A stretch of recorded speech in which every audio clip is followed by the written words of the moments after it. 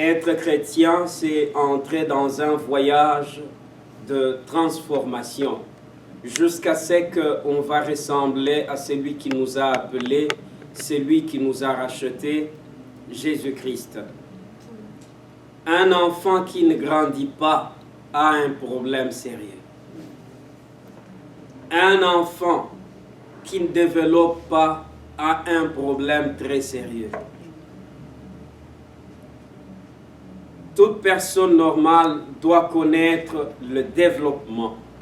Et quand le développement est en train de se faire, il y a la transformation physique. Il y a la transformation sur tous les plans. L'intellect de la personne change, s'améliore. Le physique de la personne change. Les habitudes de la personne changent, et ainsi de suite. Mais il s'avère que dans certains cas, dans les choses spirituelles, nous voyons les gens qui acceptent de venir à Christ, lui donner leur vie, mais quand on les observe, après quelque temps, on ne voit pas la transformation, on ne voit pas le changement. Ce sont les mêmes personnes qui avaient répondu à l'appel et dire « Oui Seigneur, je t'accepte comme mon Seigneur et mon Sauveur, je veux te suivre, je vais t'aimer. » Et ils ne changent pas à son image au jour le jour comme ils sont expectés de changer. Et malheureusement, les églises sont remplies de gens comme cela. Et quand nous essayons de regarder et même faire des statistiques par rapport à l'Église que Christ lui-même peut réclamer et dire « ça, c'est mon épouse », on trouve qu'il y a trop de surprises. Même parmi les gens qui enseignent la parole, il y a ceux qui ne sont pas aussi transformés à l'image de Christ. Et ça devient un problème. Parce qu'on ne peut donner que ce qu'on a. Lorsque quelqu'un a la mort, peu importe la beauté des discours qui sortiront de sa bouche, c'est cette mort qu'il va communiquer. Lorsqu'il a la vie aussi, il communique la vie. Amen. Amen. Christ, c'est ce qu'il avait fait. Il avait communiqué la vie qui était en lui. Les apôtres, c'est ce qu'ils avaient fait aussi. Ils communiquaient la vie de Christ qu'ils avaient reçue. Et c'est par là que Paul avait dit, « Soyez mes imitateurs, car moi, je le suis de Christ. » C'est-à-dire, en d'autres termes, je suis transformé à l'image de Christ. C'est-à-dire, ce n'est pas un problème si vous cherchez à être mes imitateurs, d'être transformé aussi à mon image, parce que j'ai déjà perdu mon image. Et l'image que j'ai, c'est l'image de Jésus. Amen. Alors là, on a essayé de voir dans la séance passée qu'est-ce que l'image de Christ. Il y a ces 4 images qu'on a essayé d'examiner et nous avions compris que l'image qui est au fond, généralement et communément connue, que c'est ça Jésus, parce que c'est ce que les films d'Hollywood nous avaient présenté dans les films de Jésus, la passion de Jésus. Aussi, c'est ce visage-là que l'Église catholique nous a présenté dans les statues que nous voyons dans les églises catholiques, quoique la Bible considère comme une abomination les statues, se faire des représentations de choses qui sont en haut, en guise de culte. Mais eux, ils ont défié Dieu, ils ont défié la parole de Dieu. Ils se sont fait une représentation d'un certain Jésus qui ressemble à ces messieurs. Mais en réalité, ce n'est pas du tout Jésus, c'est ces messieurs qui s'appellent Sanat Kumara. Il est l'un des maîtres ascensionnel. Je dis l'un d'entre eux. Il n'est pas le seul. Dans les autres séances qui vont venir, je veux vous présenter celui qui est au-dessus de ces messieurs, que l'on appelle Master Jesus ou Maitreya. Il est considéré au-dessus de ces messieurs. Et c'est lui-même qui est considéré comme le Messie que les occultistes sont en train d'attendre. Et je vous présenterai les choses en détail par rapport à lui. Et il est aussi substitué en Jésus. Et alors, comme vous pouvez constater là-bas dans le titre, j'ai dit l'image abominable de l'idole Jésus. Et là, j'ai choisi un mot approprié, l'image abominable. Parce que cette image de ce Jésus que nous voyons là-bas, c'est une abomination aux yeux de Dieu. Et c'est par là que je vous avais dit, dans vos prières, demandez à Dieu de laver votre conscience de cette image-là. Ça fait très longtemps qu'on a considéré la chose et c'est entré dans les subconscients. Il y a de quoi, quand tu es en train de prier, comme tu n'es pas catholique, tu ne vas pas mettre les statues devant toi de Jésus, mais cette image-là peut venir dans ta tête. Alors tu dois demander au Saint-Esprit de faire le travail de renouvellement de ton intelligence, afin que cette image soit effacée pour te permettre d'adorer Dieu en esprit et en vérité. Amen. Parce que tu n'as pas besoin d'aucune image de Jésus.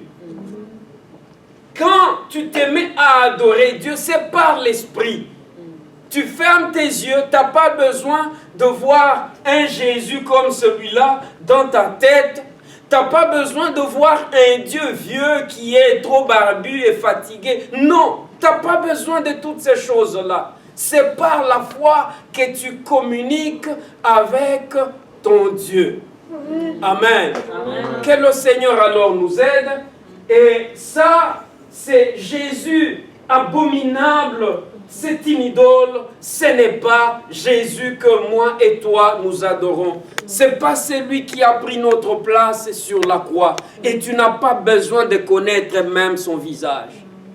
Les gens comme moi qui avaient eu la faveur de voir Jésus, ils te diront qu'on n'a pas vu son visage. On ne peut pas décrire son visage. C'est vrai, on a vu son visage, mais on ne peut pas te dire que ses yeux étaient comme ceci, son nez était comme cela, ses cheveux étaient comme... Non, c'est la gloire qu'on a vue qui sortait de son visage. C'est cette gloire-là qui vient affecter nos vies. C'est l'amour qu'on voyait qui sortait de son visage. Et c'est cet amour dont on a besoin. On n'a pas besoin de son image pour le caricaturer. Et Dieu a fait cela expressément parce qu'il sait, l'homme est prompt à être idolâtre. S'il permet qu'on puisse voir son image, on va dessiner cette image-là. Et au lieu maintenant de l'adorer en esprit et en vérité comme il attend, on va commencer à fléchir nos genoux devant ces images-là qu'on s'est représentées.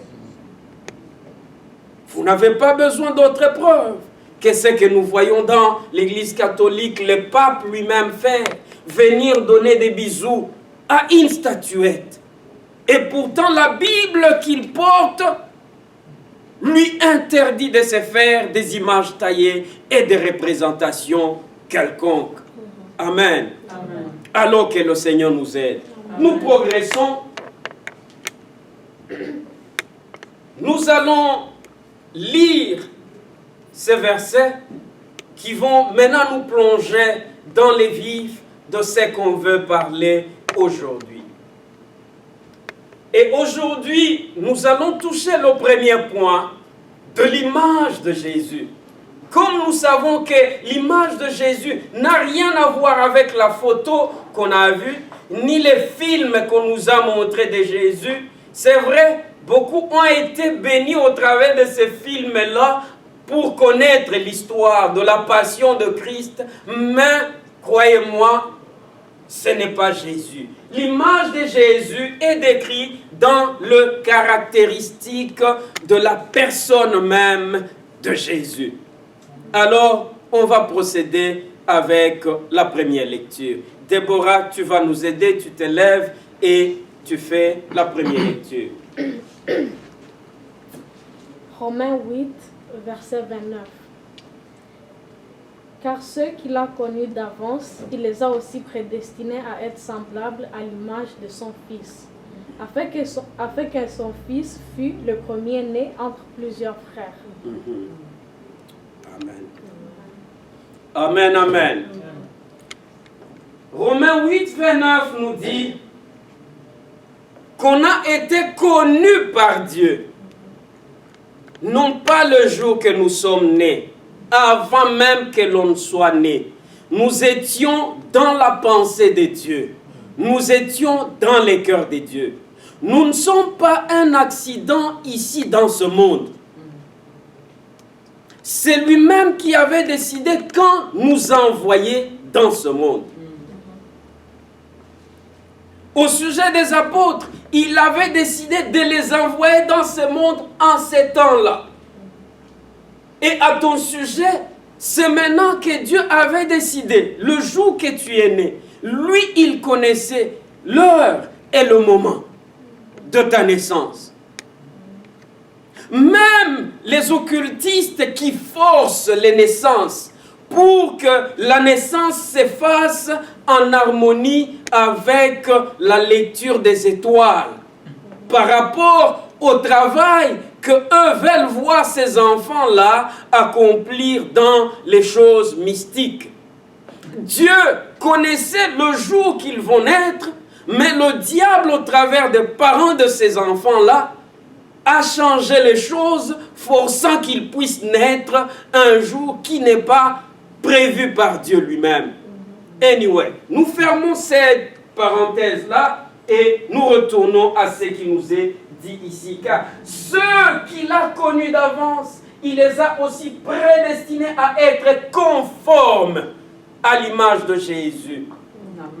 Conforme à l'image de Jésus. Alors, avant qu'on touche le premier point, le premier caractéristique, qui est aimer la volonté de Dieu, car Jésus aimait la volonté de Dieu, peu importe cette volonté telle qu'elle était, je veux souligner ce point. Qu'il soit le premier-né d'entre plusieurs frères. Amen. Amen. Qui d'entre nous sont nés avec des frères? C'est tout le monde. Oui.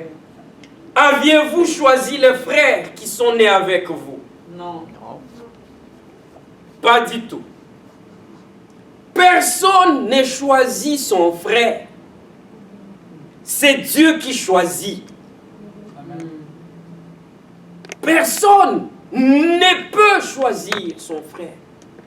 Personne n'a ce privilège ni ce pouvoir de se choisir un frère. C'est Dieu. Dans sa préscience, il a programmé tout et il a dit, Bijou, toi tu vas naître.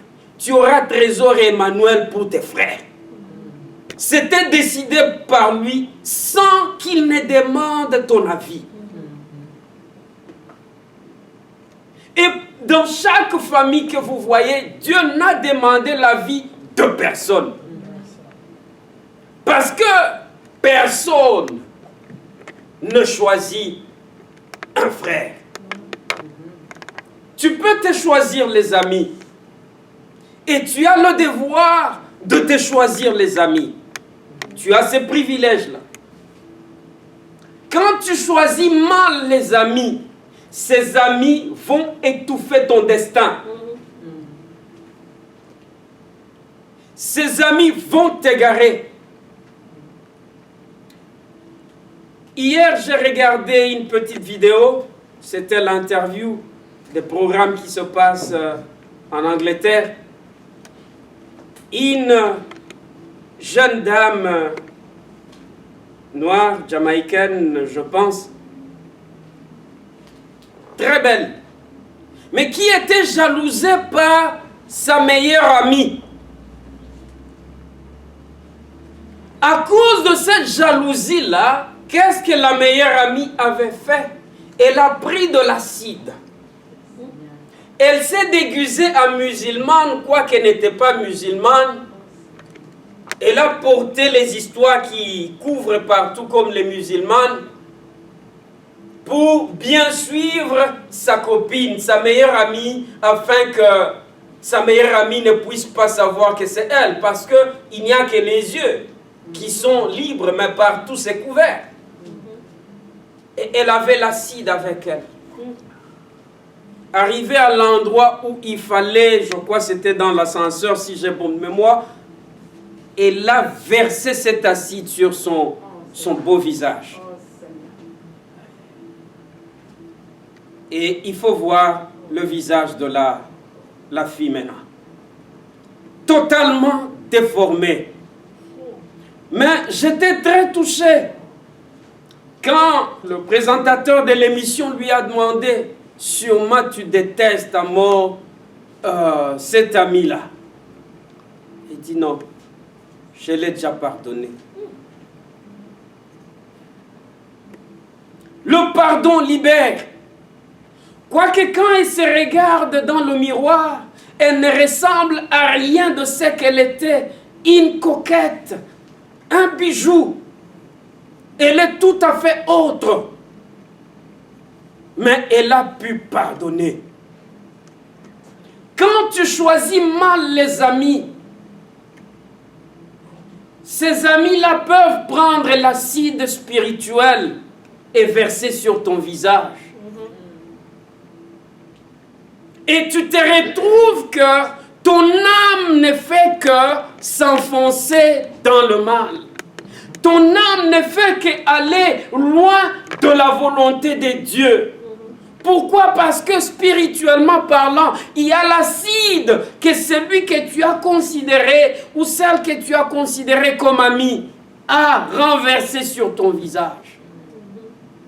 Tu te retrouves déformé. C'est vrai, c'est toujours toi.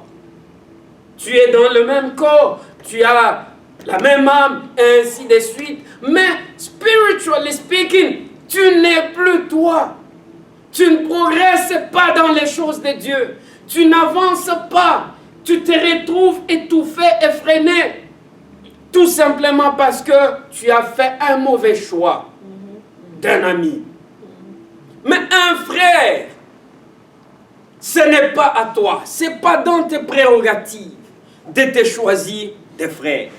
Maintenant, de quel frère Jésus est en train de parler ici? La parole de Dieu nous dit que Jésus est le premier-né parmi plusieurs frères. Ce ne sont pas des frères biologiques.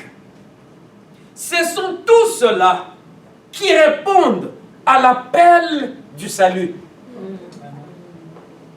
Tous ceux qui répondent à l'appel, qui reconnaissent que ce sont des pécheurs et ils ont besoin d'un sauveur.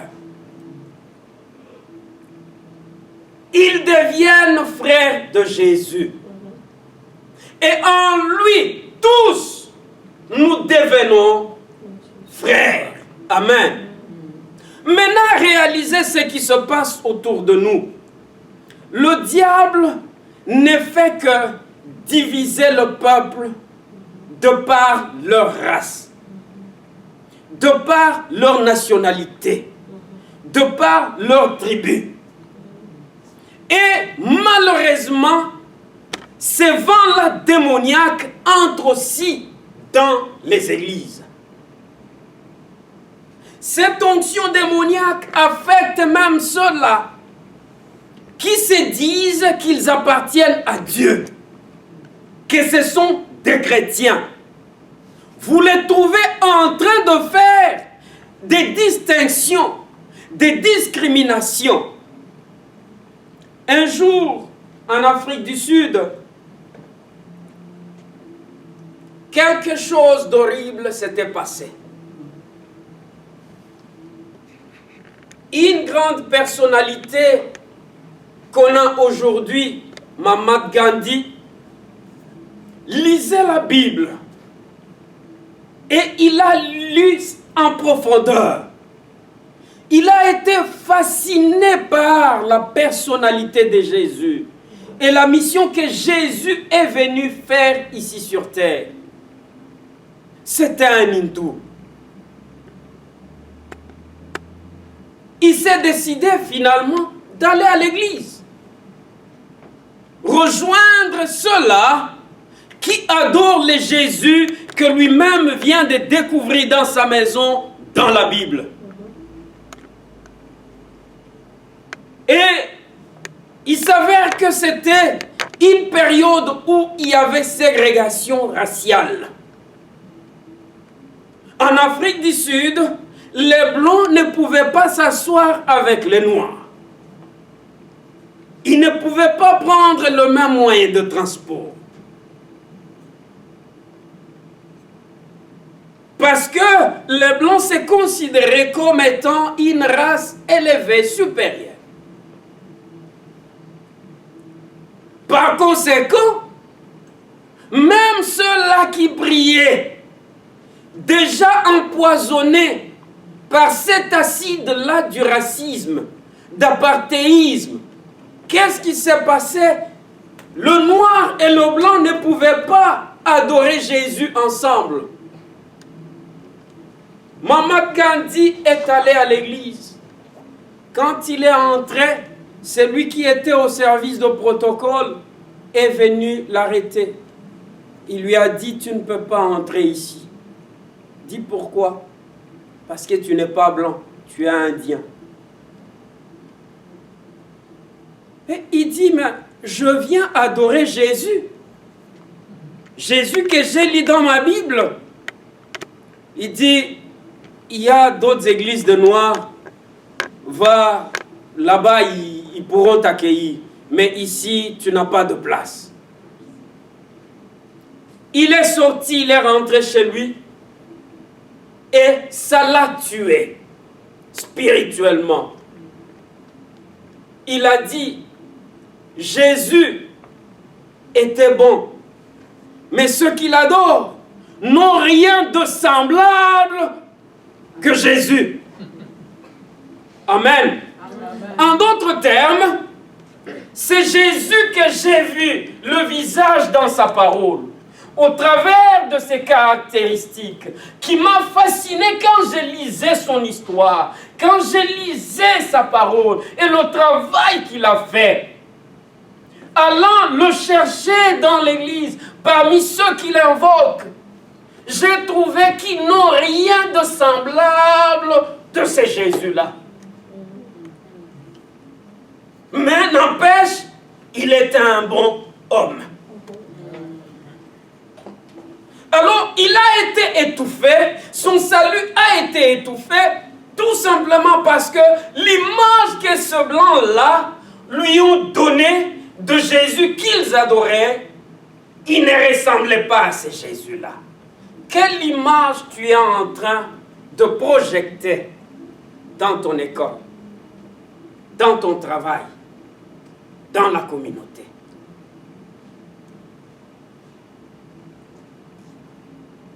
C'est ça la grande question que nous devons nous poser. Parlant de moi-même, l'image de Jésus n'a rien à voir avec les prédications que je suis en train de vous donner. C'est quelle est ma vie par rapport à ce que je suis en train d'enseigner. Quelle est la vie de chaque prédicateur, chaque pasteur, évangéliste, apôtre, prophète, vis-à-vis de la parole de Dieu? Est-ce que nous ressemblons et nous projetons l'image de ce Jésus-là dans la vie de tous les jours qu'on est en train de vivre? Toi qui es frère, qui es sœur en Christ, quelle image tu projettes au monde qui te regarde? loin des chansons que tu chantes dans l'église, loin des prières que tu fais dans les églises, mais dans la vie de tous les jours, ressembles-tu à Christ? Parce que le monde est en train de nous observer. Et Dieu attend voir de nous et nous compter parmi les plusieurs frères de Jésus. Des gens, des hommes et des femmes qui ressemblent à Jésus. Les divisions continuent à se faire dans le monde. Vous partez au Nigeria, vous trouvez les Nigériens du Nord et du Sud qui ne s'entendent pas. Vous partez au Soudan, vous trouvez la même chose. Vous partez au Burundi, vous trouvez les Hutus et Tutsis qui ne savent pas se regarder en face comme il se faut. Au Rwanda, les mêmes tribus, Tutsis, Hutus, qui n'arrivent pas à se voir dans les faces comme il se doit. Nous entrons dans cette région-là du Grand Lac. Le Congolais qui n'arrive pas à supporter le Rwandais, vice-versa. Le Burundais qui n'arrive pas à supporter le Rwandais, vice-versa. Et parmi les gens qui mènent cette vie-là, il y a ceux qui invoquent le nom de Jésus. Alors la question vient encore se poser. De quel Jésus sommes-nous en train d'invoquer? De quel groupe de frères faisons-nous partie? Parce que parmi ces plusieurs frères, il n'y a pas de barrière de nationalité. Il n'y a pas les barrières des tribus. Il n'y a pas non plus les barrières des races. Le même sang a coulé pour les Noirs et les Blancs. Le même sang a coulé pour les Congolais, les Rwandais, les Burundais, parlant seulement de cette région-là de Grand Lac qui englobe ces trois pays-là. Et c'est le même sang qui fait que un Rwandais soit frère du Burundais, un Burundais soit frère du Congolais et vice-versa. Le même sang nous lave tous et nous amène dans une nouvelle famille des enfants de Dieu. Amen. Là où il n'y a pas de tribalisme, là où il n'y a pas de nationalisme, là où, quand le monde, par rapport aux événements politiques qui sont en train de se passer et de déchirer cette région-là, le monde fait la ségrégation. En Christ, on doit se rencontrer et s'accepter et s'embrasser parce que nous appartenons à la même famille des enfants de Dieu. Amen. Il fut une période, politiquement les choses étaient allées dans une mauvaise direction. Et je me rappelle, cet homme de Dieu, Pierre, il fait partie du groupe de ce qu'on appelait les 4 messagers. Il avait quitté Kinshasa pour aller à Lubumbashi tenir une conférence.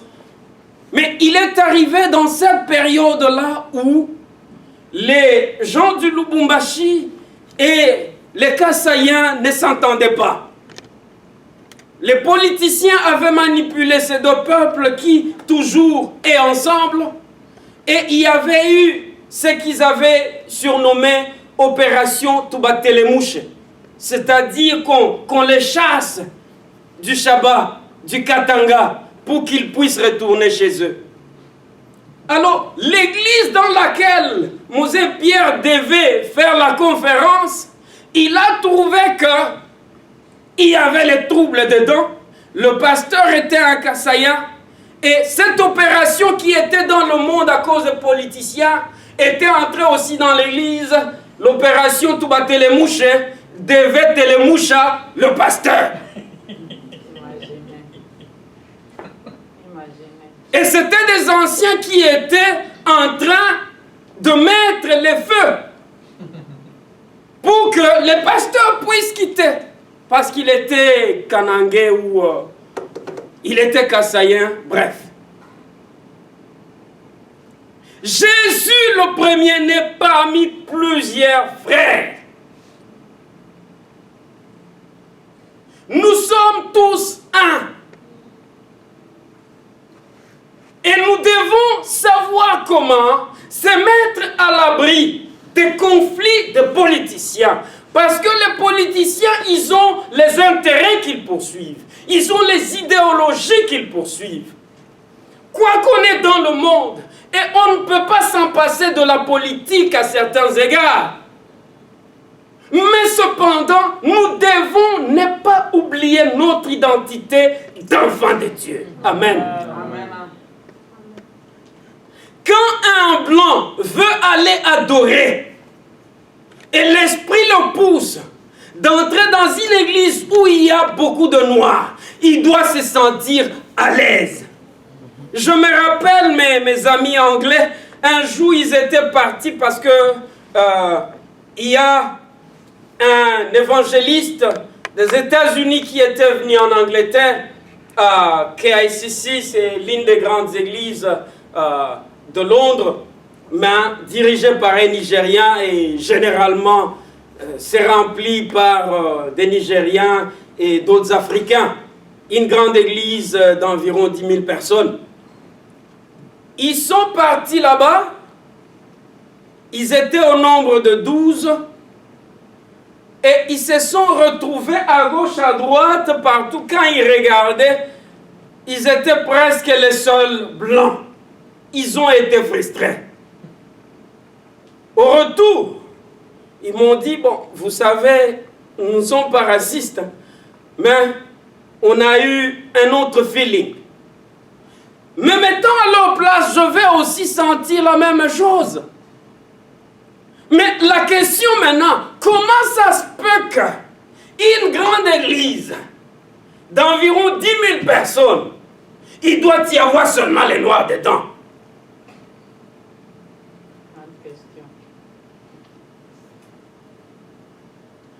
Est-ce que Jésus est venu séparer les gens? Non.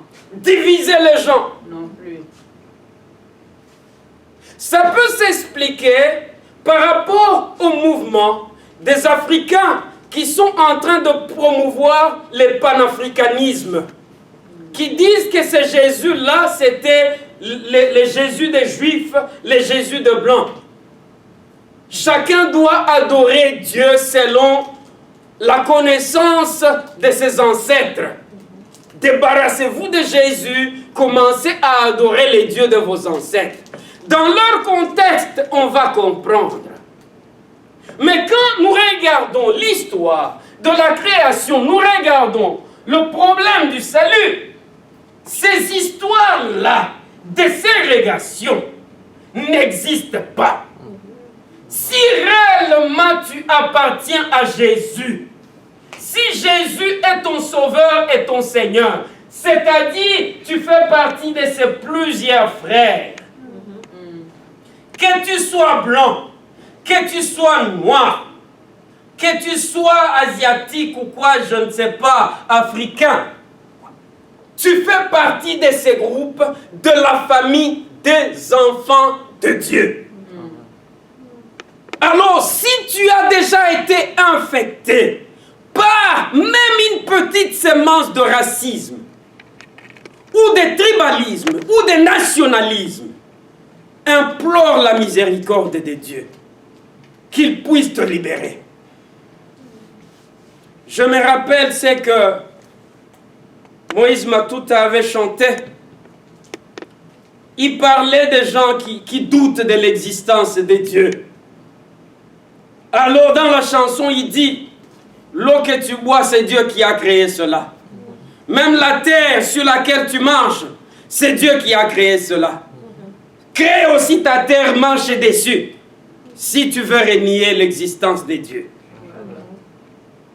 Beautiful. Alors, si tu ne veux pas reconnaître Jésus comme ton Seigneur et ton Sauveur, et vivre selon la provision qu'il avait faite, de te donner les frères qui ne sont pas de ta race, les frères qui ne sont pas de ton pays, les frères qui ne sont pas de ta tribu. Alors, cherche un autre sauveur. Ce n'est pas Jésus qui doit être ton sauveur. Amen, amen. Amen. Cherche un autre sauveur. Tu ne peux pas rester attaché à Jésus en faisant la discrimination entre les races, les nations et les tribus. Tu t'es trompé d'adresse. Et sûrement le Jésus que tu continues à invoquer n'est pas celui de la Bible. Car si c'est le Jésus de la Bible, il a fait de plusieurs nations, de plusieurs peuples, un seul peuple. Amen. Et c'est ainsi qu'en hébreu qu'on nous dit, des deux, il en a fait un. Ainsi donc en Christ, il n'y a ni juif, ni grec. Tous nous sommes un. Amen. Il n'y a ni Congolais, ni Rwandais. Il n'y a ni Burundais, ni Ougandais. Tous nous sommes un. Et quiconque ne veut pas cela, qu'il cherche un autre Messie. Qu'il cherche un autre sauveur. Parce qu'il n'y a pas de ciel. Il n'y en a pas plusieurs pour chaque nationalité. Non. Pour chaque tribu. Non. Il y a seulement la famille de Dieu, les enfants de Dieu, les frères parmi lesquels Jésus est le premier-né, qui doivent adorer Dieu dans l'unité et dans l'amour. Amen. Alors vous comprenez qu'avant de toucher même le premier caractéristique, qui est aimer la volonté de Dieu, on ne peut pas commencer par là sans poser cette fondation d'abord. Parce que ça ne sert à rien qu'on commence à examiner comment Jésus aimait la volonté de Dieu sans comprendre d'abord qu'il a posé la fondation de l'unité. Il a cassé les barrières qui existaient entre les nationalités. Il a cassé la malédiction du tour de Babel qui était descendue sur les hommes, et ainsi on a retrouvé d'un peuple plusieurs langues. On a trouvé beaucoup de peuples. Jésus nous a ramenés dans la pensée et la volonté de Dieu. Nous appelons Abraham le père de la foi, n'est-ce pas? Et Dieu a fait d'Abraham le père de plusieurs nations. Non pas la nation d'Israël seulement. Est-ce que vous me saisissez? Oui. Et en faisant d'Abraham le père des nations, c'est-à-dire ta nation était dedans. Les Haïtiens étaient dedans. Les Somaliens étaient dedans. Et toutes les nations étaient retrouvées dedans. Et quand maintenant Jésus est venu, c'est que tous les prophètes n'avaient pas pu accomplir. C'est que même Abraham n'avait pas pu faire.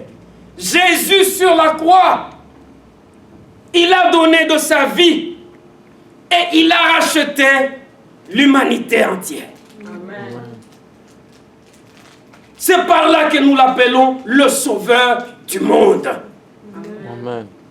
Il a racheté les peuples de toute nation, de toute race, de toute tribu, de toute nationalité. Et il est devenu le premier-né parmi tous. Amen.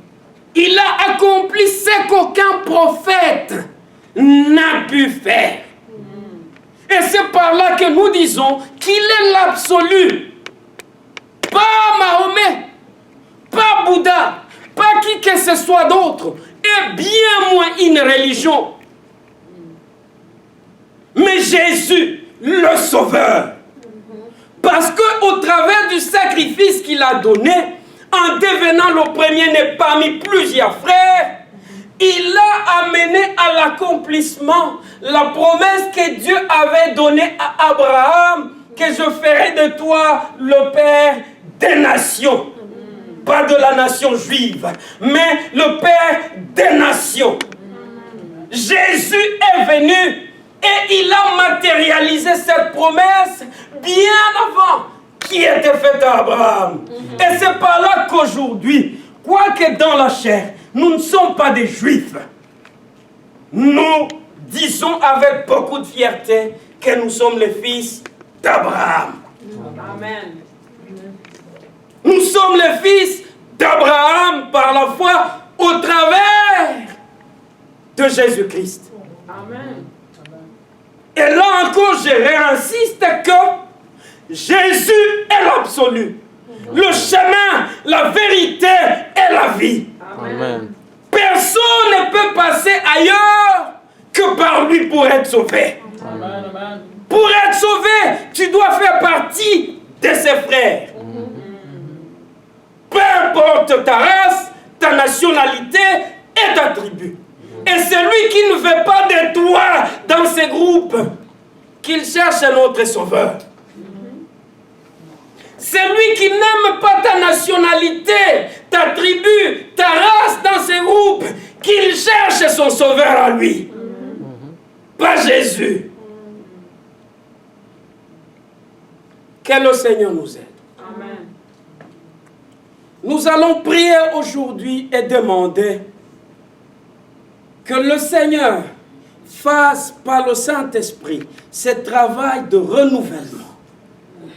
Pendant que le monde est en train de nous encourager, de nous détester les uns les autres, de nous discriminer les uns les autres, comme nous nous appartenons à Dieu, demandons qu'il nous préserve de tomber dans ces pièges de discrimination, d'isoler les uns vis-à-vis les deux autres.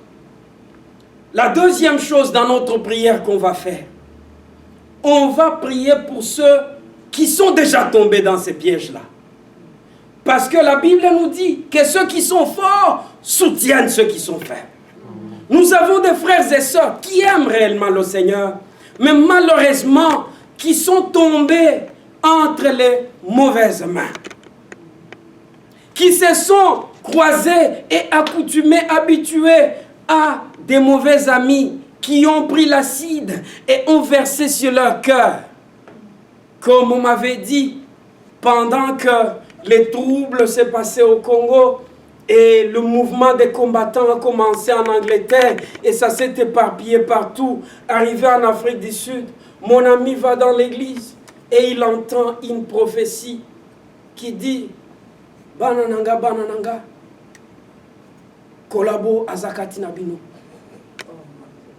Parce que quiconque ne soutenait pas le combat est qualifié comme collaborateur du gouvernement, bref, collabo.